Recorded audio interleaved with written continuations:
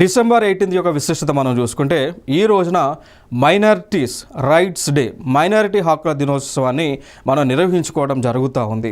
మరి ఈ రోజున పురస్కరించుకొని ఎందుకు మనం ఈ యొక్క సెలబ్రేషన్ చేస్తూ ఉన్నామంటే 1992లో డిసెంబర్ 18న ఐక్యరాజ్య సమితి వారు ఈ దినోత్సవాన్ని జరపాలి అనేటువంటి తీర్మానం చేసిన సందర్భాన దీన్ని మన భారతదేశంలో కూడా జరుపుకుంటా ఉన్నాం.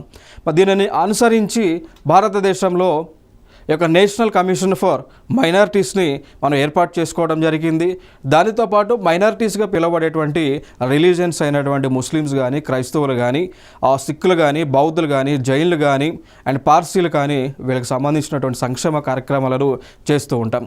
అదేవిధంగా మైనారిటీస్ యొక్క హక్కులను కాపాడటానికి నేషనల్ కమిషన్ ఫర్ మైనారిటీస్ అనేటువంటి దాన్ని ఏర్పాటు చేసి చేయటమే కాకుండా మన భారత రాజ్యాంగంలో కూడా ఫండమెంటల్ రైట్స్లో ఆర్టికల్స్ 27, 28, 29, 30 లాంటి ఆర్టికల్స్ను పెట్టి వీరికి అనేక సంక్షేమ కార్యక్రమాలను అందించడం, వీరి యొక్క హక్కులను కాపాడేటువంటి కార్యక్రమాన్ని కూడా భారతదేశంలో భారత రాజ్యాంగం ద్వారా ప్రభుత్వాలు చేస్తూ ఉన్నాయి.